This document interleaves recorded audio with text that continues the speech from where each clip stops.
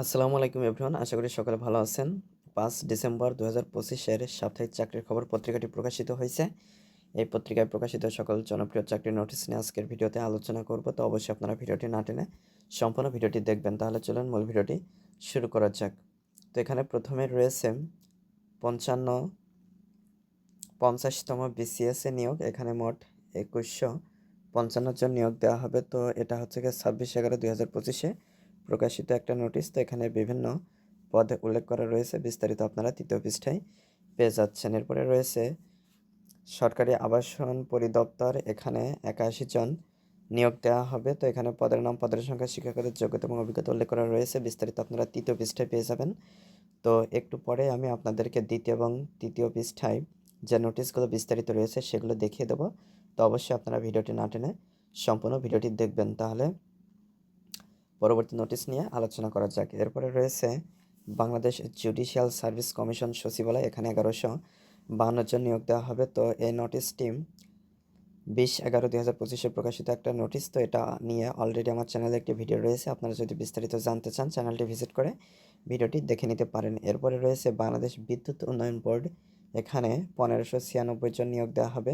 তো এখানে সাহায্যকারী হিসেবে 1596 জন নিয়োগ দেওয়া হবে। এটার বিস্তারিত আপনারা দ্বিতীয় পৃষ্ঠায় পেয়ে যাবেন। এটা নিয়েও বিস্তারিত ভিডিও আমার চ্যানেলে রয়েছে, চাইলে আপনারা সে ভিডিওটি দেখে নিতে পারেন। এরপরে রয়েছে জাতীয় ক্রীড়া পরিষদ, এখানে মোট 44 জন নিয়োগ দেওয়া হবে। স্থানীয় সরকার, পল্লী উন্নয়ন ও সমবায় মন্ত্রণালয়, এখানে 897 জন নিয়োগ দেওয়া হবে। প্রাণী সম্পদ অধিদপ্তর, এখানে 483 জন নিয়োগ দেওয়া হবে।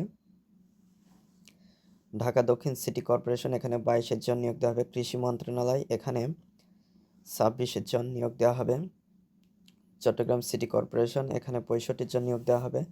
পায়রা বন্দর কর্তৃপক্ষ, এখানে 14 জন নিয়োগ দেওয়া হবে। বাংলাদেশ ন্যাশনাল ক্যাডেট কোর অধিদপ্তর, এখানে 37 জন নিয়োগ দেওয়া হবে। যুব উন্নয়ন অধিদপ্তর, এখানে 90 জন নিয়োগ দেওয়া হবে। তো মোটামুটি এই নোটিশগুলো প্রথম পৃষ্ঠায় ছিল।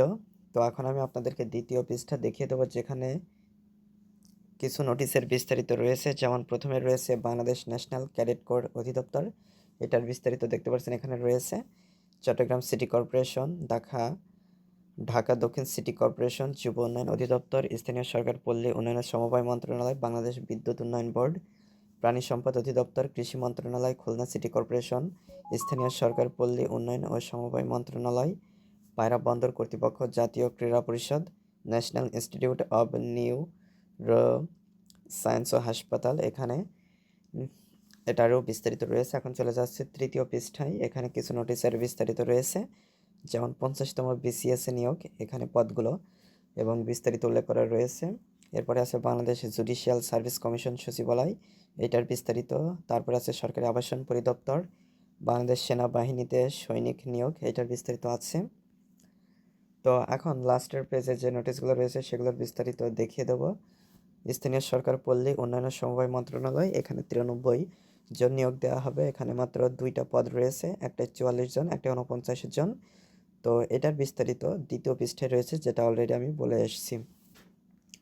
এরপরে আছে national institute of neuro science ও হাসপাতাল, এখানে 29 জন নিয়োগ দেওয়া হবে। এখানে পদের নাম, পদের সংখ্যা, শিক্ষাগত যোগ্যতা এবং অভিজ্ঞতা উল্লেখ করা রয়েছে, বিস্তারিত দ্বিতীয় পৃষ্ঠায় পেয়ে যাচ্ছেন। এরপরে আছে খুলনা সিটি কর্পোরেশন, এখানে 14 জন নিয়োগ দেওয়া হবে। এরপরে রয়েছে জেলা প্রশাসক কক্সবাজার, এখানে 21 জন।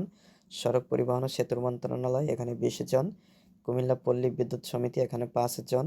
কোল পাওয়ার জেনারেশন, এখানে 9 জন। কৃষি বিশ্ববিদ্যালয়, এখানে 7 জন। প্রতিরক্ষা মন্ত্রণালয়, এখানে 12 জন। বাংলাদেশ মেরিটাইম ইউনিভার্সিটি, এখানে 8 জন নিয়োগ দেওয়া হবে। তো এ সপ্তাহের চাকরির খবর পত্রিকায় মোটামুটি যে নোটিশগুলো প্রকাশিত হয়েছিল সেগুলো নিয়ে আমি আলোচনা করলাম। এখানে অধিকাংশ নোটিশ নিয়ে আমার চ্যানেলে অলরেডি ভিডিও রয়েছে, চাইলে আপনারা সেগুলো দেখে জানতে পারেন, বিস্তারিত জেনে নিতে পারেন।